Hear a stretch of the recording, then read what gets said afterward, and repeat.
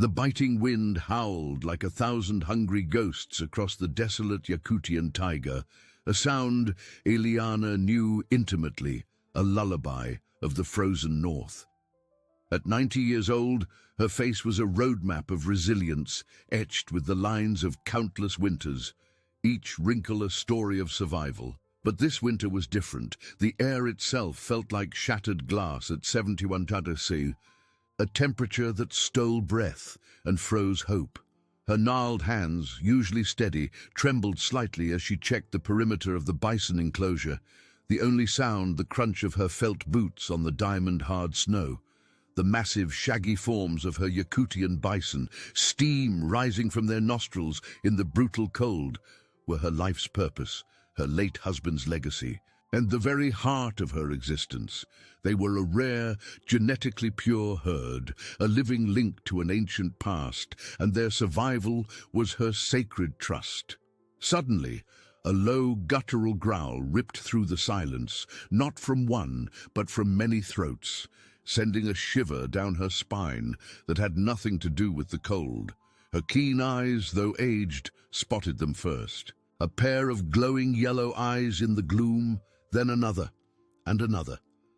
Not the usual lone wolf, but a coordinated pack, their gaunt frames silhouetted against the icy twilight, driven by a hunger that transcended fear. This was an unprecedented threat, a force of nature pushed to its limits, and Eliana knew, with a certainty that chilled her to the bone, that the battle for her bison, and perhaps her very way of life, had just begun. The first injustice, a direct assault on her sanctuary, had arrived with the dawn of this brutal, unforgiving day. The air crackled with a tension that promised a desperate struggle, a fight for survival against overwhelming odds, where every breath was a testament to defiance. The question hung heavy in the frigid air. How could one elderly woman, armed only with ancient wisdom and an unbreakable spirit, possibly stand against such a terrifying, numerous adversary? The answer, she knew, lay not just in strength, but in a will forged by generations of hardship.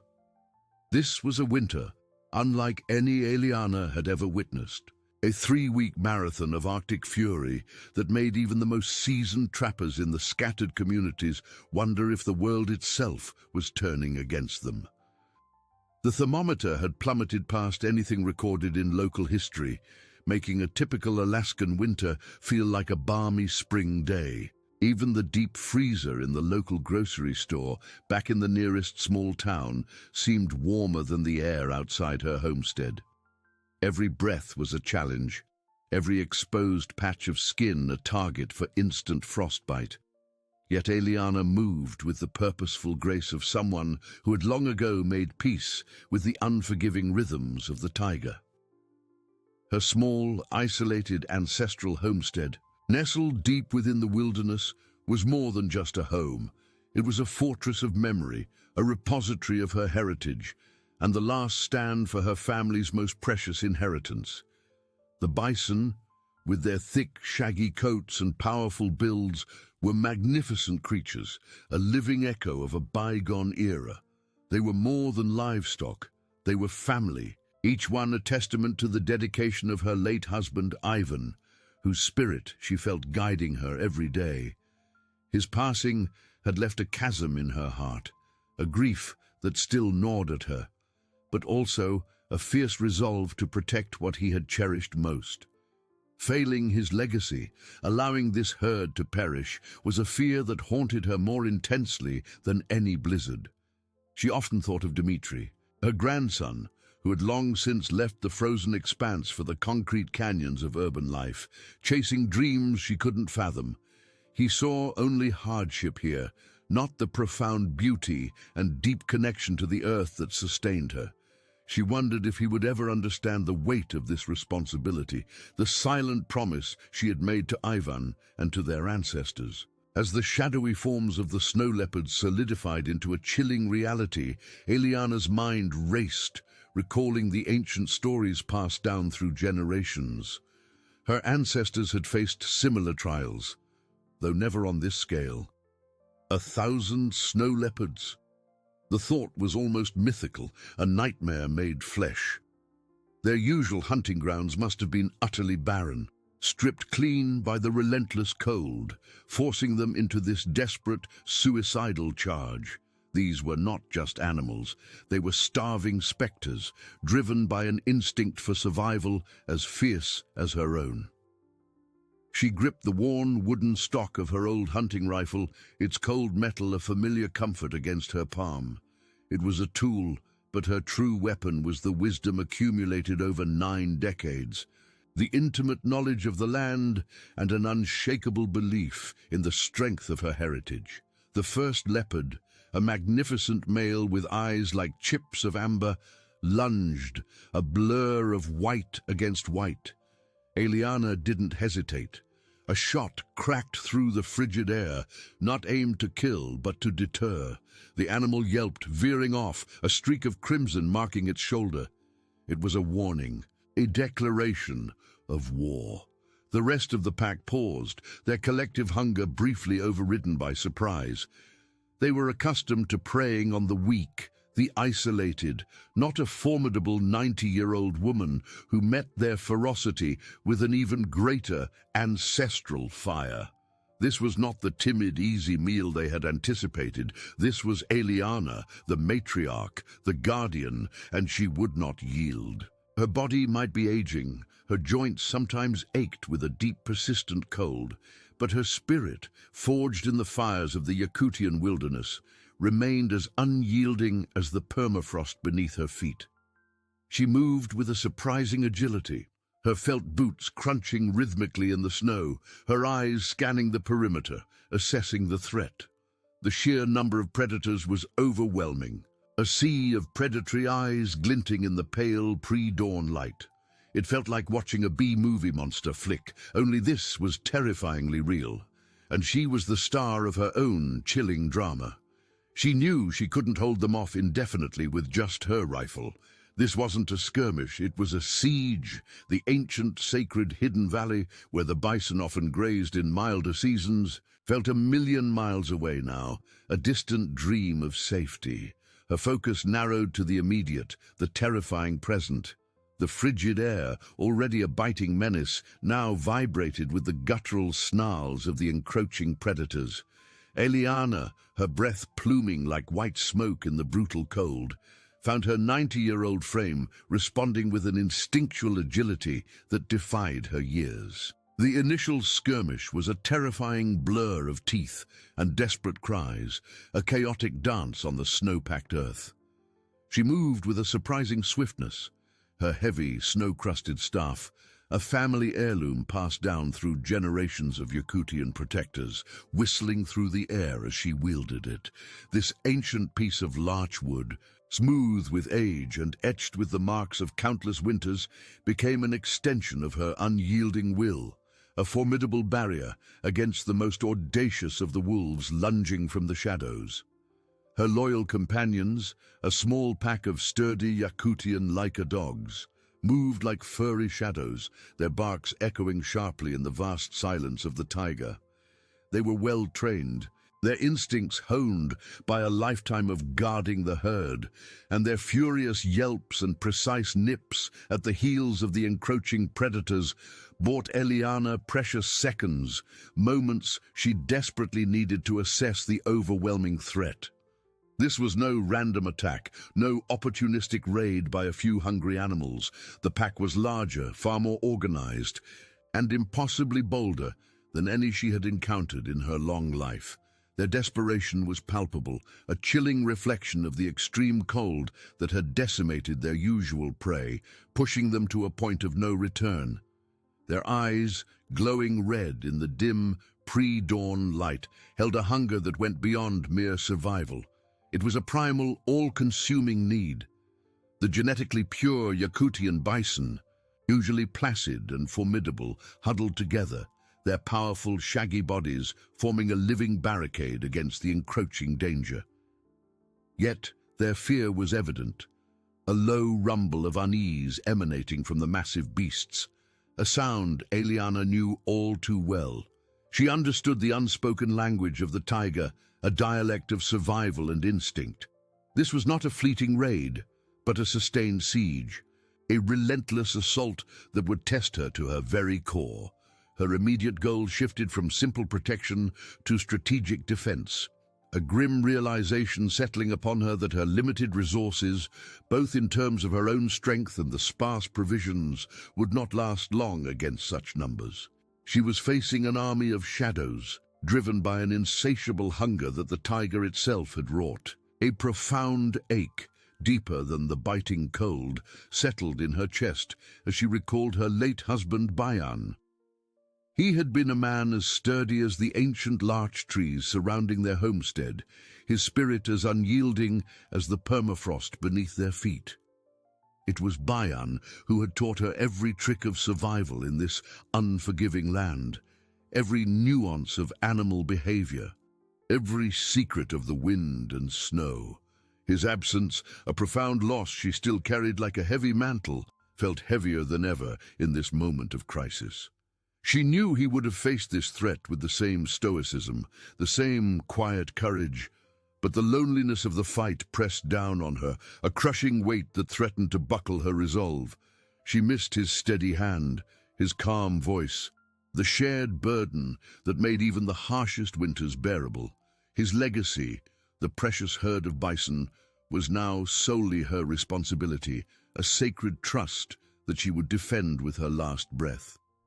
The initial attack, though repelled for the moment, highlighted her vulnerability, the stark reality of her age against the brutal forces of nature. Yet, instead of despair, it ignited a fierce resolve within her, a spark that had been tempered by 90 years of hardship and a deep connection to her ancestors. With renewed purpose, she began to reinforce the flimsy wooden fences surrounding the homestead, transforming the fragile barrier into a formidable wall. She worked with practiced efficiency, her gnarled hands moving with surprising speed, hoisting heavy blocks of ice chipped from the frozen riverbed. This was a technique passed down through generations, a testament to the ingenuity of her people, transforming the very elements that sought to destroy them into tools of survival. Each block, painstakingly placed, became a defiant statement against the encroaching darkness, a promise to her husband and her ancestors that she would not yield. This was the beginning of her desperate resistance, a testament to her unyielding determination. But it also made clear the immense scale of the challenge ahead. The cold, a relentless enemy that gnawed at flesh and bone, the insatiable hunger of the predators, and her own aging body were formidable obstacles, each compounding the other, pushing her to the very edge of her endurance. She knew this was just the first volley in a battle for survival, a battle that would demand every ounce of her strength, cunning, and unwavering spirit. The long, dark weeks ahead stretched before her like an endless frozen road, but Eliana, the matriarch of her family and the last guardian of their ancestral lands, tightened her grip on the ancient staff, her gaze fixed on the horizon, ready for whatever the tiger would unleash next. The brutal cold of the Yakutian tiger, a relentless adversary, began to chip away at Eliana's formidable resolve, not with sudden blows, but with an insidious, creeping numbness. The thermometer, had one existed in her isolated ancestral homestead, would have registered a chilling 96 degrees below 0 Fahrenheit, a temperature so extreme it threatened to crystallize the very air she breathed. Each deep inhalation felt like drawing shards of glass into her lungs, a painful, rasping effort that left her throat raw and burning. Her breath, a visible plume of white vapor, froze instantly, forming delicate rime on the fur trim of her parka and the ancient staff she clutched like a lifeline. The simple act of moving, of lifting a boot from the deep, powdery snow, became an agonizing ordeal. It was like wading through molasses that had been solid for a century, every muscle screaming in protest, every joint aching with a deep, persistent throb that no amount of traditional salve could fully alleviate. Her 90 years, usually a testament to her unyielding spirit, now manifested as a tangible weight, a constant reminder of the physical limitations battling against her indomitable will. The tiger, in its cruel beauty, was testing her, pushing her to the very brink. The meticulously hoarded food supplies, a carefully managed cache of dried fish, cured reindeer meat, and wild berries picked in the brief, frantic summer, began to dwindle at an alarming pace. The constant vigilance demanded by the unprecedented onslaught of 1,000 snow leopards meant Eliana was expending energy at a rate she hadn't anticipated, even with her lifetime of experience in the unforgiving wilderness. Every patrol around the perimeter of her ancestral homestead, every check on the genetically pure Yakutian bison, every moment spent stoking the fire that was their only defense against the crushing cold, drained her reserves. The small bundles of provisions, once a comforting sight, now seemed to shrink visibly each day, a stark and unsettling countdown. Eliana's internal conflict, a private war within her own soul, intensified with the gnawing hunger and the pervasive chill. The enduring grief for Bayan, her beloved husband, was a constant companion, a dull ache in her heart that the biting cold could not numb. She pictured his strong hands, his kind eyes, the way he had always known how to calm the bison with a quiet word. A new, more chilling fear began to creep in, one she rarely allowed herself to acknowledge, a gnawing apprehension that she might not be strong enough, not resilient enough to protect his cherished legacy. She found herself whispering to his spirit, her raspy voice carried away by the howling wind across the vast, silent stretches of the Yakutian taiga. She sought his guidance, not just for herself, but for the bison, for their future, for the very soul of their ancestral lands. She spoke of the snow leopards, their increasing numbers a terrifying omen, and of the dwindling supplies, of the sheer, crushing weight of responsibility. His memory was a source of immense strength, yet also a wellspring of profound sorrow, reminding her of the sacred promise she had made to him, a vow to safeguard their heritage, no matter the cost. A promise as deep and unwavering as the roots of the ancient trees around her. This emotional vulnerability, however, was abruptly overshadowed by a new, more insidious threat, one that emerged not from the primal wild, but from the deceitful machinations of man. News, chilling and unwelcome, reached her from the distant small town, carried by a lone, brave trapper named Boris, a man whose rugged determination mirrored the pioneers of old, and whose word Eliana trusted implicitly. He had navigated the treacherous conditions of the frozen river pass, a journey that would deter most, driven by a sense of loyalty that transcended the harsh landscape. Huddled by her fire, his face etched with concern, the steam rising from his frozen breath, a stark contrast to the warmth of the fire, Boris relayed the unsettling tidings. He spoke of Nikolai Volkov, a local official notorious for his dubious dealings and insatiable greed, a man who moved through the bureaucratic offices of the nearest small town like a shark in shallow waters, always sensing an opportunity for profit. Volkov, Boris reported, was spreading vicious rumors throughout the community, painting Eliana's precious Yakutian bison herd as a public nuisance. He claimed they were attracting dangerous predators, specifically the snow leopards, too close to human settlements, stirring up fear and resentment among the few scattered families in the region. It was a classic political smear campaign, straight out of the playbook of corrupt small-town politicians looking to drum up public support for their schemes. The official was also loudly proclaiming that Eliana herself was too old to manage such a responsibility, implying she was incapable of protecting either the herd or the local populace, a thinly veiled ageist attack designed to undermine her authority and her connection to the land. This was a calculated move, a bureaucratic assault designed with cold precision to strip her of her ancestral lands and, more importantly, her beloved herd. Volkov's true motivation was crystal clear to Eliana, sharper than any winter wind. He coveted her ancestral lands, rumored to hold untapped mineral wealth, a veritable goldmine of resources that could make him obscenely rich, a prospect as alluring to him as a winning lottery ticket. The trapper also reported that Volkov was aggressively pushing for an emergency conservation measure, a proposal that would involve seizing the bison for their protection, a transparently cynical attempt at outright appropriation, a land grab disguised as public service, reminiscent of historical injustices against indigenous communities across America.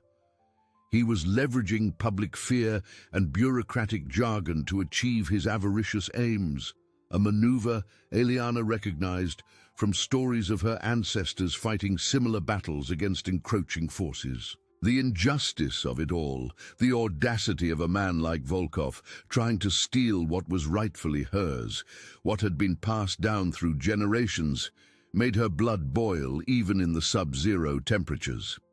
This political pressure, this insidious threat from the administrative offices of the nearest small town, combined with the relentless physical danger from the 1,000 snow leopards, created an almost insurmountable obstacle.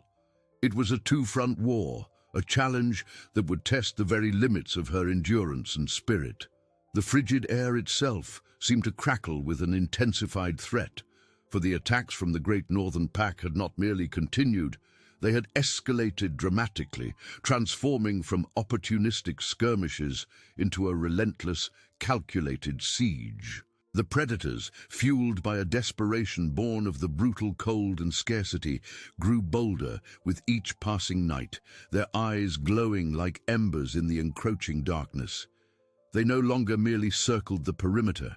They tested every inch of the reinforced fence, probing for weaknesses with a cunning and coordination that chilled Eliana to her core. It was clear these were not just random forays driven by hunger.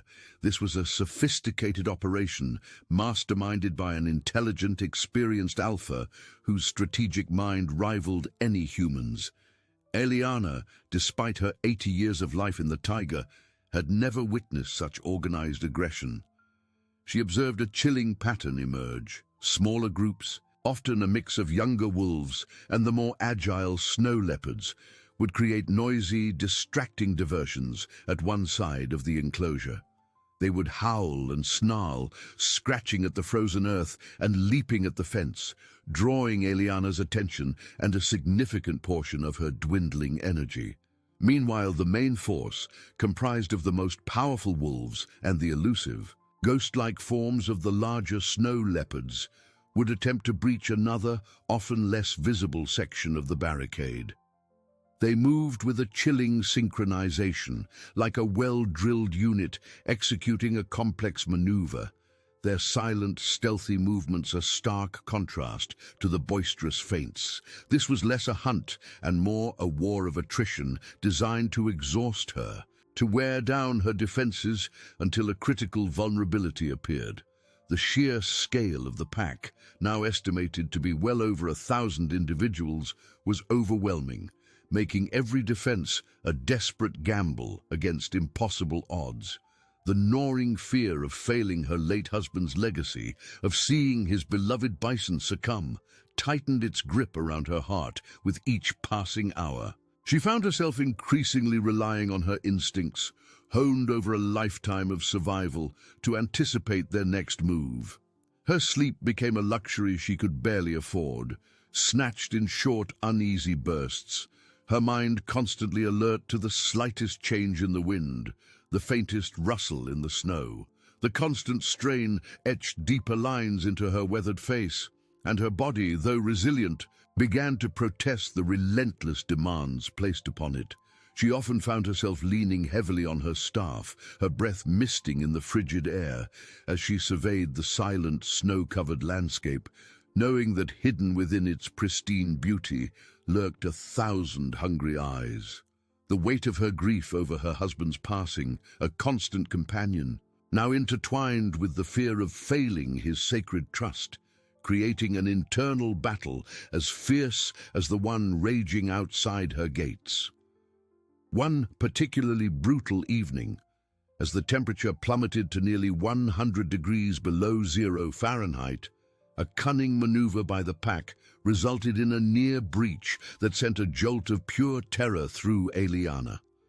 The diversion was more convincing than usual, drawing her to the western flank, where a dozen wolves howled with what seemed like genuine fury. As she fired her ancient rifle into the air, scattering the immediate attackers, a horrifying shriek echoed from the northern side. The main force, a formidable group of 6 powerful wolves and 2 massive snow leopards, had found a weak spot where the ice had buckled under a heavy snowfall. Creating a precarious gap, they were already through, their dark forms moving like shadows among the bewildered bison. Eliana, despite her exhaustion, moved with a speed that belied her 90 years, her heart pounding like a drum in her chest. She swung her heavy wooden staff, carved with ancestral symbols, with all her might, striking out at the closest wolf, its teeth already bared. The struggle was frantic, a blur of fur, teeth, and raw survival instinct. She pushed and shoved, shouting ancient Yakutian curses and prayers, her voice hoarse, her muscles screaming in protest. She managed to fend them off, driving them back through the precarious opening, but not before one of her beloved calves, a young female with eyes like deep pools of obsidian, suffered a deep gash on its flank. The sight of the suffering young animal, its cries of pain echoing in the frigid air, tore at her heart, igniting a fresh wave of protective fury that burned away her fatigue, at least for a moment. She knelt beside the trembling calf, its breath ragged, and gently pressed a snow-soaked cloth to its wound, whispering ancient comforting words. The incident served as a stark, brutal reminder of the mounting stakes and the increasing difficulty of her task. She knew, with a certainty that chilled her more than the Arctic wind, that she couldn't sustain this level of defense indefinitely. Her body was aging, her resources finite, and the pack's intelligence was proving to be a formidable, ever-evolving challenge. The precious herd, now reduced by a handful of unfortunate incidents in the initial days, could not afford another loss. The image of the injured calf, its innocent eyes wide with fear, solidified her resolve, but also underscored the heavy burden she carried. She was one woman against 1,000 predators, against the relentless grip of winter, and against the unseen, insidious hand of Nikolai Volkov. In the frantic defense against the particularly aggressive wolf that had breached the northern perimeter, a crucial piece of traditional equipment, an ancient hand-carved sled, splintered beyond repair. It had been a family heirloom, passed down through generations, its runners smoothed by countless journeys across the frozen taiga. This sled was essential for hauling supplies from her small, hidden cache deeper in the woods, or for the delicate task of moving an injured animal to a more sheltered spot. Its loss was a devastating blow, far more than just a broken tool. It forced Eliana to improvise with heavier, less efficient methods, often resorting to dragging heavy loads by hand or using crude, makeshift travois that dug into the deep snow. This slowed her down significantly, transforming even simple chores into monumental efforts and increasing her already profound exhaustion.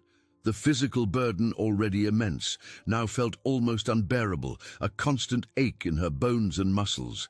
With every calorie now counting as if it were pure gold, Eliana began to ration her precious stores of dried meat and fish even more stringently. Each portion became smaller, each meal a sparse offering against the gnawing emptiness in her stomach. The vast, unforgiving Yakutian taiga had a way of shrinking a person down to their most basic needs, and for Eliana, those needs were growing increasingly difficult to meet.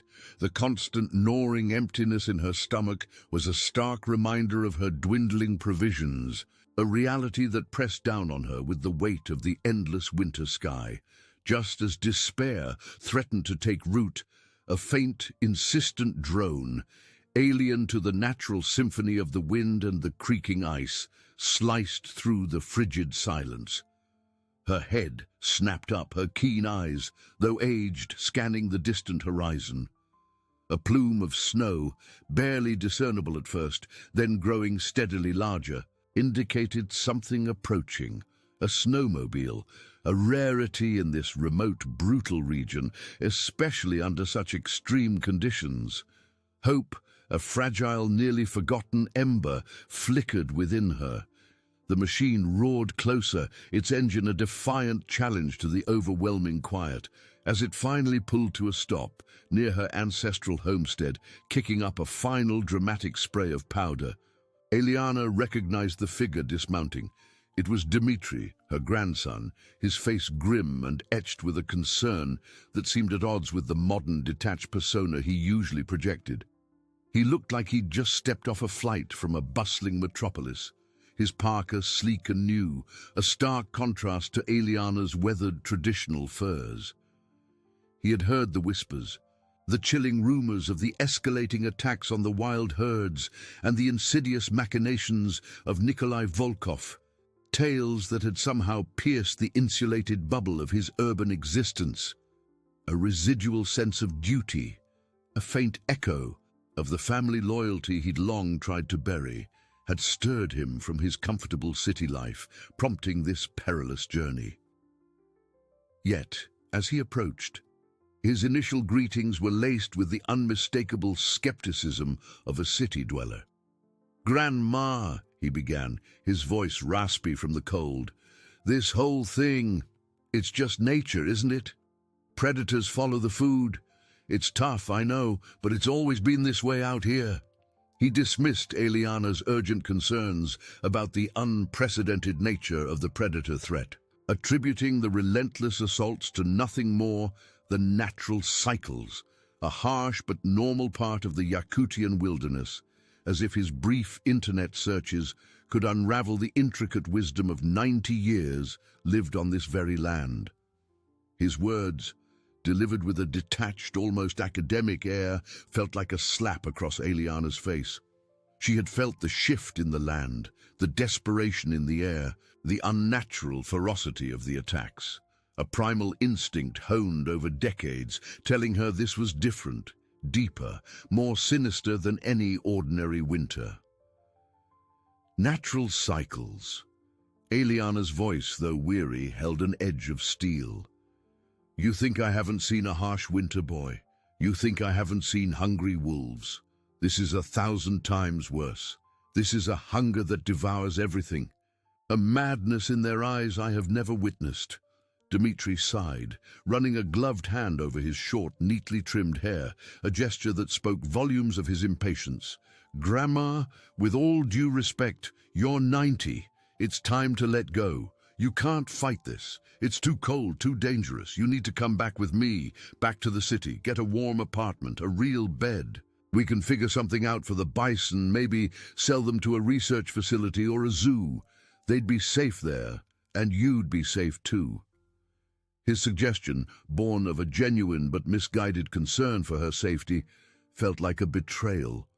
To abandon the homestead, to surrender the bison, was to forsake her entire existence, her ancestors' legacy, her late husband's dying wish. It was to tear out the very roots of her being. This immediate friction, this clash of wills and worldviews, instantly created a new, profound layer of internal conflict for Eliana. She desperately needed practical assistance, strong hands, and a younger mind to help strategize against the overwhelming forces arrayed against her. What she got instead was an argument about the very purpose of her life, a challenge to her deepest convictions. Dmitri saw the situation through a modern lens, suggesting solutions that felt utterly alien to Eliana's deep-rooted connection to the land and its ancient ways. He questioned her methods, her stubborn refusal to leave, and even the wisdom of keeping the bison, dismissing them as a burden rather than the living embodiment of heritage they were. His logic was cold, practical, and utterly devoid of the spiritual understanding that guided her every breath. Eliana's gaze hardened, her eyes narrowing as she studied her grandson. He was tall, strong, capable, yet so utterly lost to the ways of their people. "The bison are not a burden, Dmitri," she stated, her voice low but firm. "They are our blood, our history. They are what your grandfather died protecting. You think I would abandon them? Abandon him?" Dmitri flinched at the mention of his grandfather, a man he barely remembered but whose legend loomed large in their family history. For a fleeting moment, the urban veneer cracked, revealing a flicker of his ancestral connection, a seed of loyalty that Eliana, despite her frustration, desperately hoped to nurture. His presence, while a potential source of much-needed help, was also undeniably a profound challenge.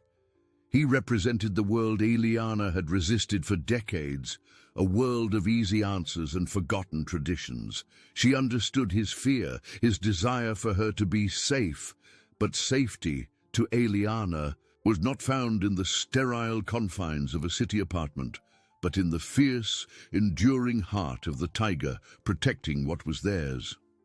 Despite their immediate ideological chasm, Dmitri's arrival, though fraught with tension, marked an undeniable turning point. He hadn't come entirely empty-handed, and the sight of the supplies he unloaded from the snowmobile brought a surge of relief that Eliana couldn't entirely suppress. There were canisters of fuel for the generator, enough to keep the meager lights burning, and maybe even power a small heater for a few precious hours each day. There were medical supplies, carefully packed, specifically for the injured bison calf, antiseptic, bandages, and even some antibiotics, things Eliana had feared she would never procure, and perhaps most crucially, he had brought a more robust communication device, a satellite phone that promised a clearer, more reliable connection to the outside world than her ancient sputtering radio. These resources were vital, a lifeline in the suffocating grip of the brutal winter, but they came with the unspoken price of his skepticism. Despite the essential supplies Dmitri brought, a palpable tension still hung between him and Eliana, a silent testament to the years of estrangement and his lingering doubts about the wisdom of her solitary life. The initial days of their reluctant partnership were a delicate ballet of forced cooperation and unspoken resentment. Each movement carefully observed, each word weighed. Eliana, with the patience of the ancient tiger itself, understood that trust, like the ice forming on the river, needed time to solidify. She began, subtly at first, to draw him into the intricate daily rituals of survival that had sustained her family for generations. She didn't preach or demand, but rather demonstrated, inviting him to observe, then to participate. One frigid morning, she took him to the perimeter of their makeshift enclosure, pointing to faint depressions in the snow, barely visible to his urban-trained eyes. "The wind erases much," she murmured, her voice a low rumble against the biting wind, "but the earth remembers." She taught him how to read the tracks, not just as simple imprints, but as stories written in the snow, the distinctive pawprint of a snow leopard, surprisingly large and padded for silent movement, the heavier, dragging prints of a hungry wolf pack, even the subtle shifts in a bison's gait that signaled distress or contentment. Dmitri, initially dismissive, found himself captivated, his analytical mind slowly recognizing the complex logic in her ancient wisdom. He watched, fascinated, as she demonstrated the art of mending the fences, not with modern tools, but with ice and sinew, weaving a barrier that, though seemingly fragile, held against the relentless elements. She showed him how to strengthen the frozen earth with packed snow, how to use the natural contours of the land to create windbreaks, turning the very harshness of their environment into an ally. Then came the most profound lesson, one that transcended mere survival, the ancient art of calling to the bison. Eliana would stand at the edge of the herd, her eyes closed, and emit a low, resonant hum, a sound that seemed to vibrate from the very core of the earth. It was a mournful yet comforting melody, a language only she and the bison understood. Dmitri watched, bewildered, as the massive, shaggy beasts, usually skittish and wary, would slowly calm, their heavy breathing evening out, their wary eyes softening. He felt a strange pull, an echo of something primal, as if the sound reached deep into his own forgotten ancestral memory. Despite himself, a grudging respect began to bloom in his chest, a realization that her resilience wasn't just physical endurance, but a profound, almost spiritual connection to the land and its creatures. The sheer ferocity of the predator attacks, which continued unabated through the long, dark nights, served as a stark, undeniable testament to the severity of their predicament. Dmitri had read about wildlife in books, seen documentaries on his tablet, but nothing prepared him for the raw, desperate hunger of 1,000 snow leopards, their eyes gleaming like malevolent jewels in the darkness, their silent movements a constant, chilling threat. He saw the cunning of the wolf packs, their coordinated assaults, and the sheer number of them, far exceeding anything a biologist would consider normal for even the harshest winter. His skepticism, once a sturdy shield, began to chip away, piece by agonizing piece, replaced by a growing sense of awe for Eliana's unwavering courage and a dawning, terrifying understanding of the immense, almost insurmountable challenge they faced. This was no ordinary cold snap. This was an ecological anomaly, a fight for survival against forces that seemed almost supernatural in their intensity. Eliana, in turn, observed Dmitri closely. Beneath his urban polish and initial detachment, she saw the raw strength and untapped potential that reminded her so acutely of her late husband, Bayan. There was a flicker of his spirit in the stubborn set of his jaw, in the way his eyes, though often clouded with doubt, would sharpen with focus when he was learning a new skill. She began to share stories, not as lessons, but as echoes of their past, sitting by the flickering light of the fire, the wind howling its mournful song outside. She spoke of their ancestors, of how they had survived winters even harsher than this one, of the sacred bond between the Yakutian people and their animals, a covenant forged in the unforgiving crucible of the taiga. She explained the profound cultural significance of the bison, not merely as livestock, a source of food and hides, but as living embodiments of their heritage, their resilience, and their direct connection to the spirit world. "These bison carry the memories of our grandfathers," she would say, her gaze distant, fixed on some unseen horizon. "They are the breath of Bayan, the pulse of our people. To lose them is to lose a piece of our very soul." This slow, arduous process of reconnection, of weaving the threads of their shared past into the fabric of their desperate present, unfolded as a poignant subplot against the relentless backdrop of the escalating crisis.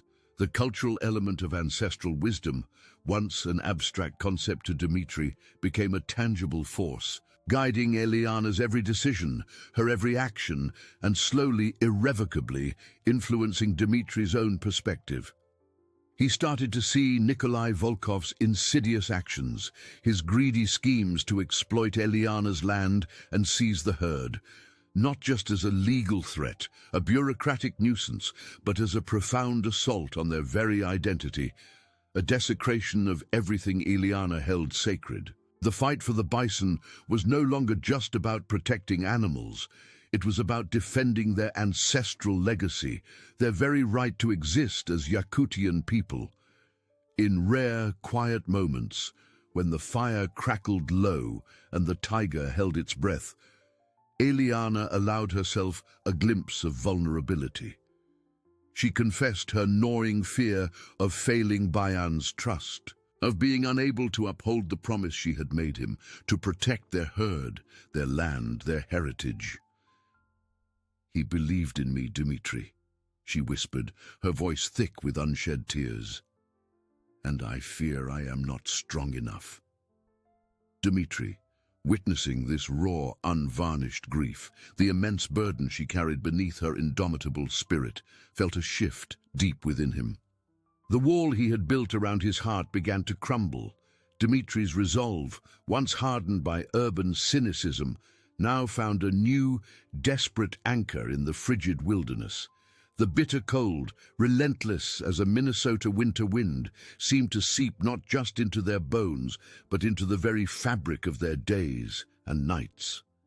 The siege around Eliana's ancestral homestead intensified with an unnerving, almost intelligent precision.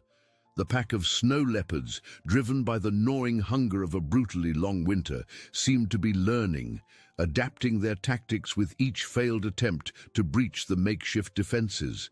Their attacks, once sporadic and cautious, now struck with the frequency of a ticking clock, bolder and more coordinated, pushing Eliana and Dimitri to their absolute physical and mental limits.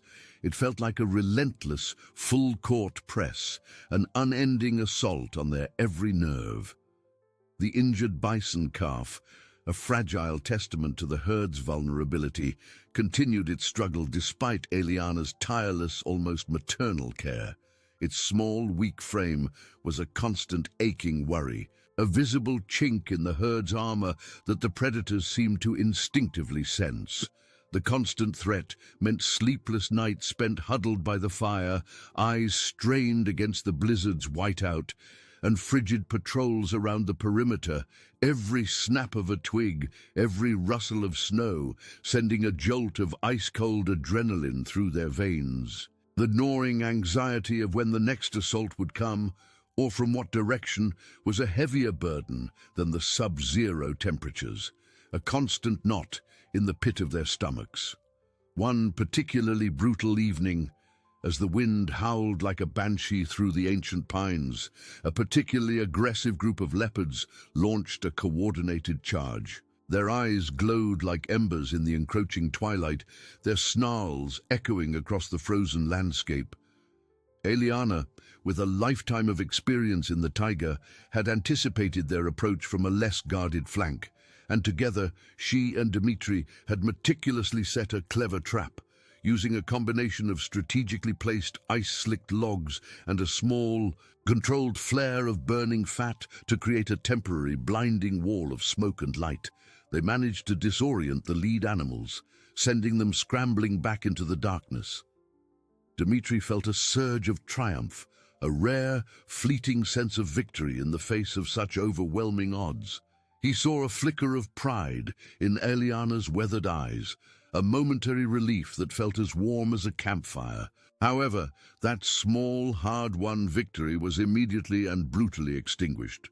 Before they could even catch their breath, a much larger portion of the pack, perhaps sensing the momentary disarray of their vanguard, struck with a ferocity that dwarfed the previous assault.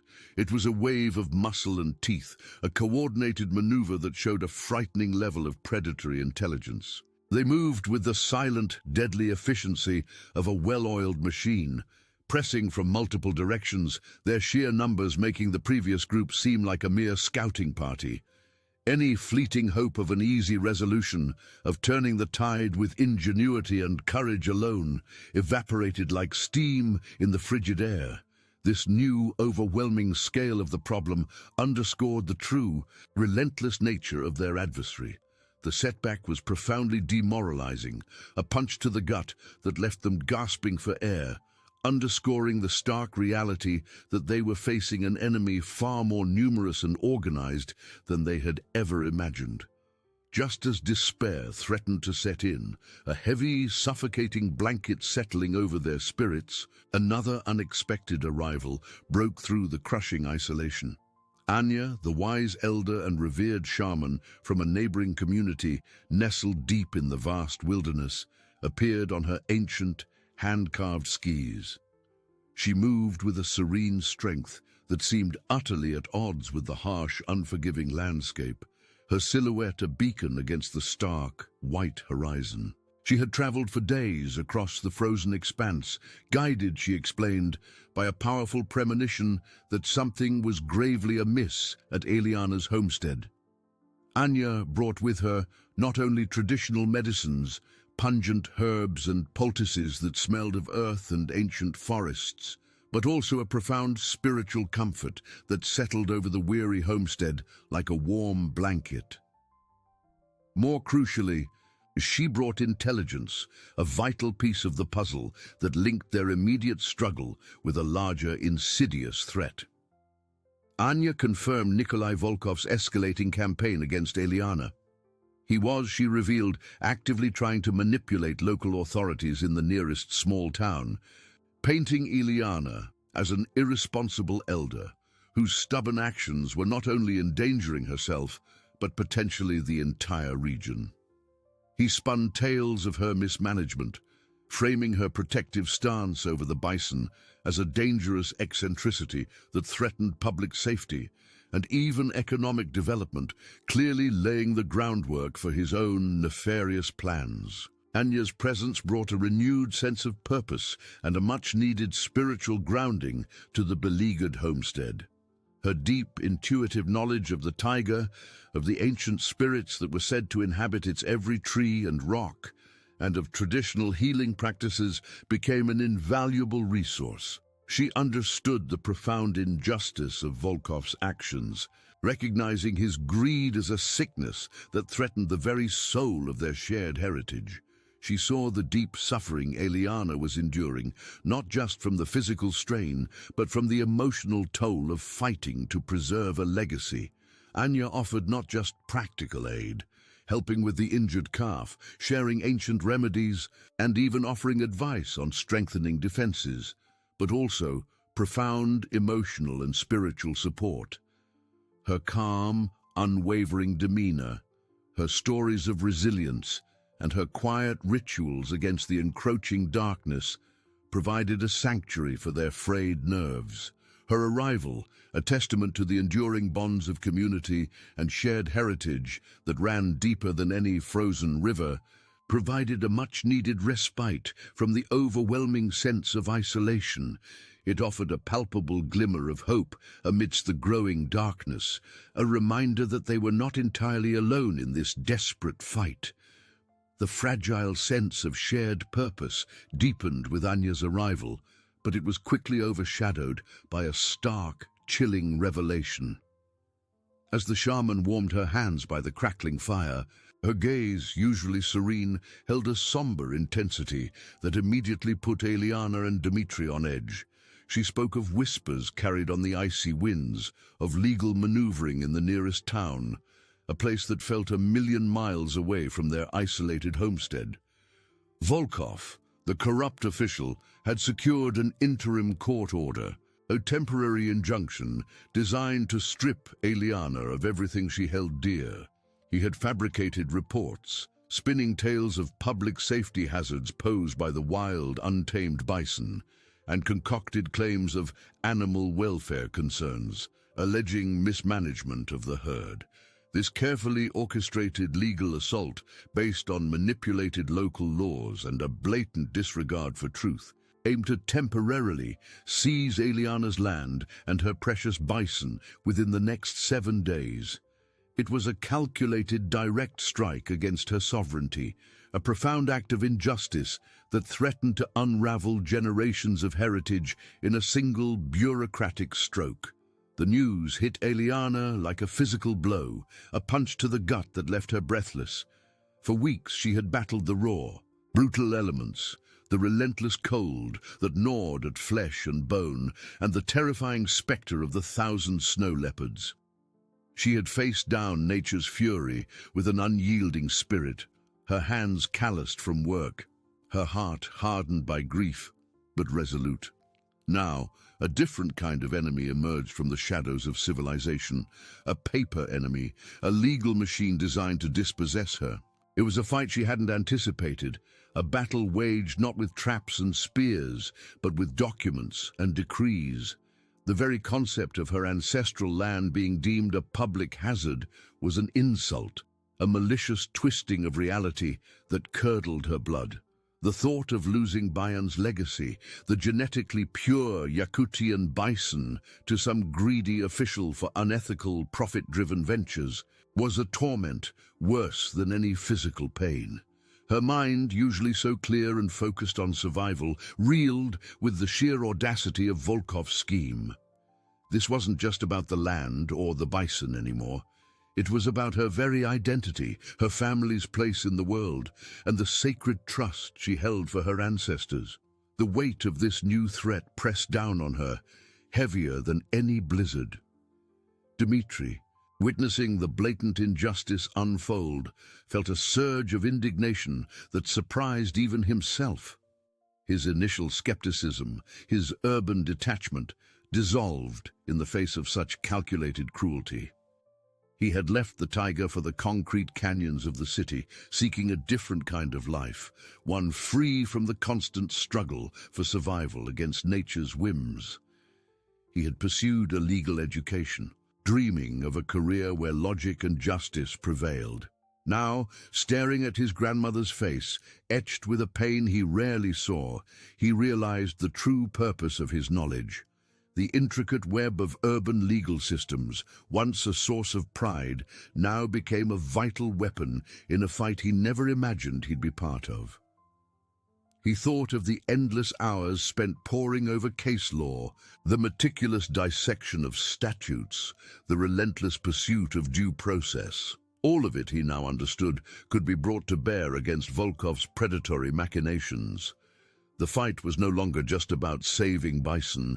It was about defending his family's legacy, about upholding the very concept of justice in this remote, forgotten corner of the world. He felt a fire ignite within him, a fierce resolve to protect what was rightfully theirs, to use every trick in the legal playbook against an adversary who clearly believed himself above the law. This wasn't just a family dispute. It was a matter of principle, a battle for the soul of their heritage. Anya, with her deep understanding of local customs and the unwritten laws of the taiga, explained the profound implications of Volkov's actions. She spoke not just of legalities, but of the spiritual fabric of their existence. Such seizures, while technically legal by the distant abstract laws of the government, were a profound violation of ancestral rights, a desecration of the bonds between people, land, and spirit. She described how the land held the memories of generations, how the bison were not mere animals, but sacred kin, guardians of their people's spirit. To sever these connections, to seize the land and the herd, would not only displace Eliana, but would tear a gaping hole in the spiritual harmony of the entire region. It was an act of profound disrespect, a spiritual assault that would echo through the generations, disrupting the delicate balance between humanity and the natural world. Her words painted a picture of a deeper catastrophe, one that went beyond property deeds and court orders, touching the very essence of who they were as a people. In that moment, an unlikely alliance solidified under the flickering light of the hearth. Eliana, the embodiment of unyielding determination and ancient wisdom, her spirit forged in the crucible of the taiga. Dmitri, the young man whose modern education now found its true calling, his mind sharp, his resolve hardening with every passing minute.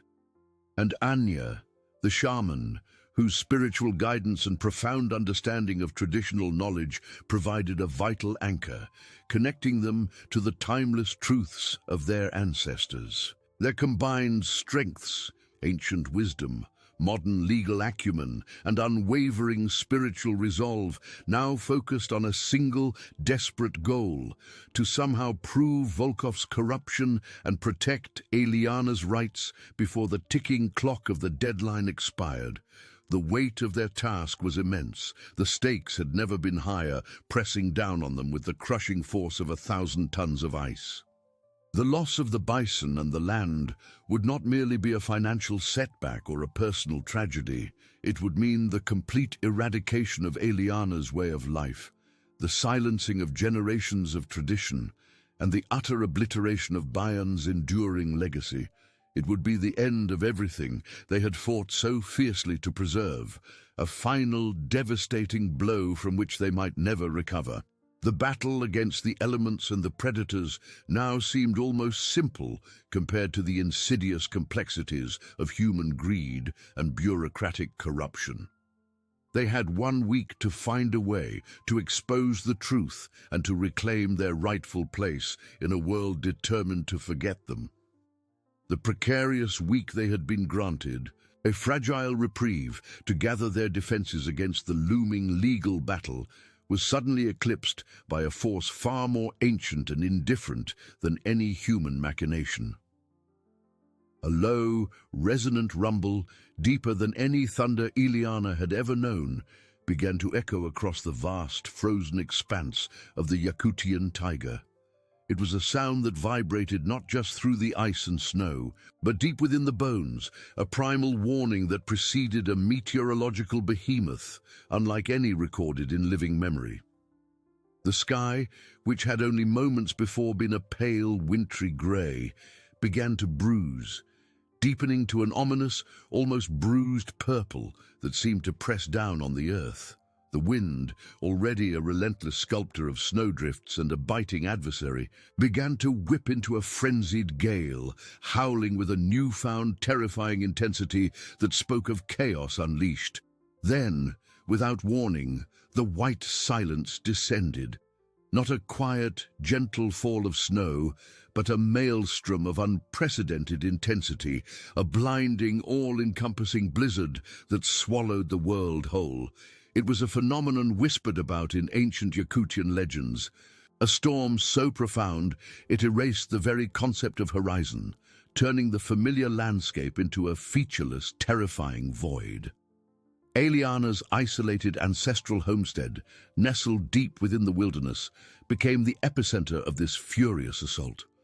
Whiteout conditions rendered travel utterly impossible, transforming the treacherous frozen river pass and the path to the nearest small town into an impassable labyrinth of swirling snow and ice. All communication was severed, every radio signal swallowed by the atmospheric fury, every satellite phone rendered useless. Any hope of external help, whether from Dr. Lena Petrova's scientific community or the legal aid they desperately needed, vanished like smoke in the gale. Ileana, Dmitri and Anya, along with their precious herd of genetically pure Yakutian bison, were utterly alone, left to face the combined, relentless threats of nature's unbridled wrath and the ever-present danger of the starving predators. The blizzard was a force of pure, unadulterated chaos, a tempest of ice and fury. Snow fell in blinding horizontal sheets, driven by winds that screamed like banshees, piling up in drifts that rapidly swallowed entire structures, turning the small wooden outbuildings into mere humps beneath a growing white mountain. The temperature plummeted even further, defying all previous records, making the very air feel like liquid nitrogen, searing the lungs with every breath.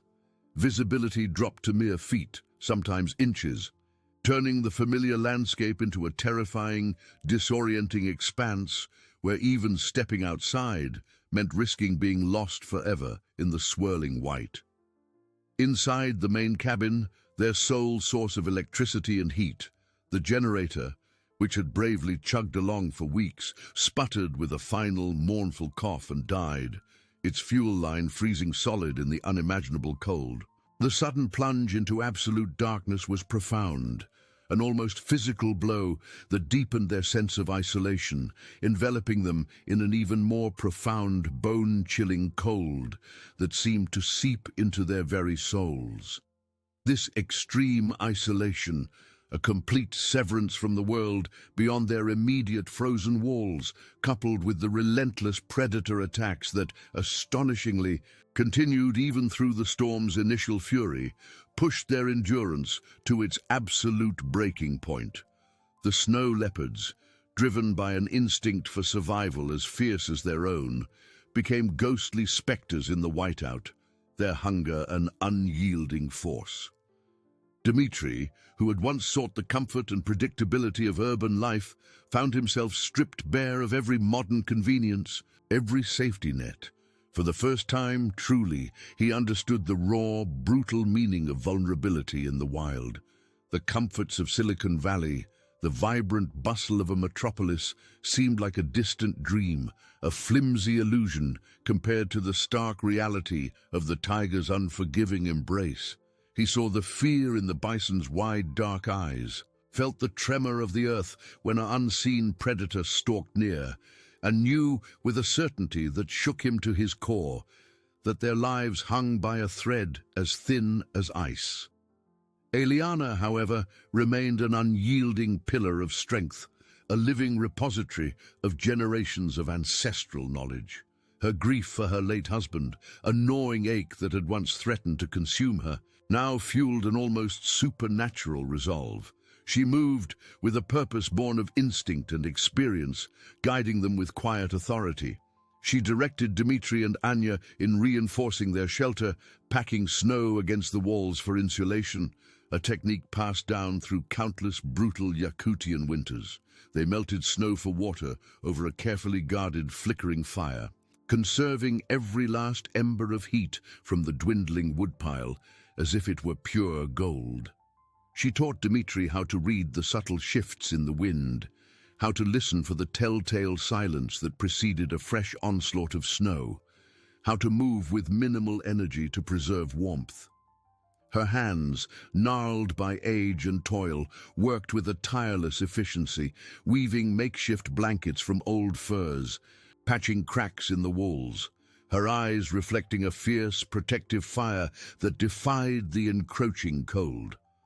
Anya, the wise and revered elder from a neighboring community, brought her own invaluable wisdom to their desperate struggle. Her shamanic practices, once viewed with a degree of skepticism by the more scientifically minded Dr. Lena Petrova, now proved to be an anchor in the storm. She moved among the frightened bison, her presence a calming balm. Her ancient songs, sung in a low, resonant voice, vibrated through the frigid air, resonating not just with the spirits of the land, but with the very souls of the panicked animals. She offered spiritual guidance not just to the bison, but to Eliana and Dmitri, reminding them of their connection to the earth, to their ancestors, and to each other. She spoke of the white silence as a test, a purification, a reminder of the tiger's power, urging them to find their inner strength, to draw upon the resilience embedded in their very heritage. Her presence was a profound comfort, a link to the enduring spirit of the Yakutian people, reminding them that their struggle was not just for their own survival, but for the continuation of a way of life, a legacy woven into the fabric of the land. The blizzard was a crucible, a brutal test of their collective will, a moment of profound suffering that, paradoxically, forged their bonds even deeper. Dmitri, initially detached and skeptical, found himself working side by side with his grandmother and Anya, his urban cynicism melting away in the face of such raw, elemental power. He saw Eliana not just as an aging widow, but as a force of nature herself, her indomitable spirit a beacon against the darkness. He witnessed Anya's quiet strength, her unwavering faith, and realized the profound value of the traditions he had once dismissed as antiquated. The shared ordeal, the constant threat of the cold and the predators, made them realize that their survival depended entirely on each other, on their combined strengths, and most profoundly, on Eliana's unyielding spirit. The herd of bison, huddled together for warmth and safety, became a symbol of their collective hope, their reason to endure. Slowly, agonizingly, the white silence began to recede. The winds still howled, but with less ferocity, and the blinding snow lessened to a steady, heavy fall. When the sky finally began to clear, revealing a world transformed, it was as if they had emerged from a dream, or perhaps a nightmare.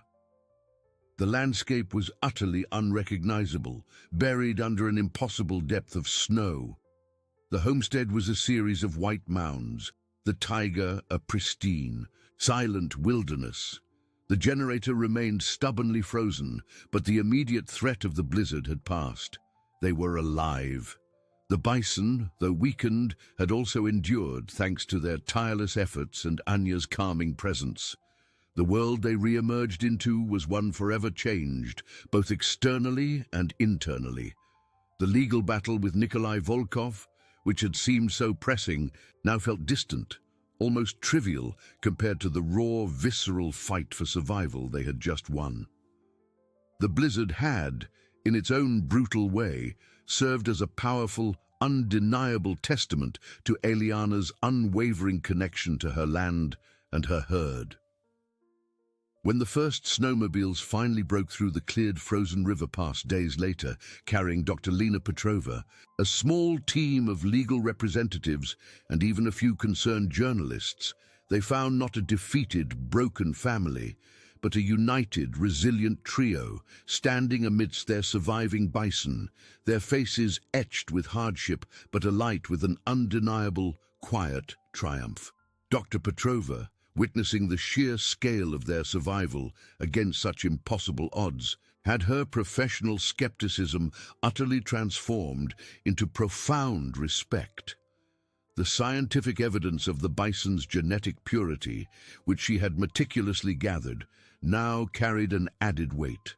The living proof of Eliana's dedication, forged in the crucible of the taiga's harshest winter. The story of the white silence and Eliana's unwavering stand spread like wildfire, capturing the attention of conservationists and human rights advocates across the nation, even reaching the distant urban centers of Silicon Valley and the halls of power. Nikolai Volkov's insidious schemes, which relied on secrecy and the marginalization of Eliana's claim, crumbled under the glare of public scrutiny and the irrefutable evidence of her resilience. His attempts to exploit the land for mineral deposits and seize control of the bison herd for unethical, profit-driven ventures were exposed as opportunistic and unjust, his credibility irrevocably shattered. The ancestral lands, once coveted by Volkov, were not only secured for Eliana and her family, but recognized as a vital sanctuary for the rare Yakutian bison. Dmitry, his transformation complete, chose to remain, not as an exile, but as a guardian, his urban skills now dedicated to preserving his heritage, working alongside Dr. Petrova to establish sustainable practices and share their story with the world. Anya's wisdom gained even wider recognition, her ancient traditions celebrated as an integral part of the region's cultural fabric. Eliana, the 90-year-old Yakutian widow, had not only saved her bison and her land, but had rekindled a flame of hope and resilience that burned brightly across the taiga, a testament to the enduring power of family, heritage, and an unbreakable human spirit.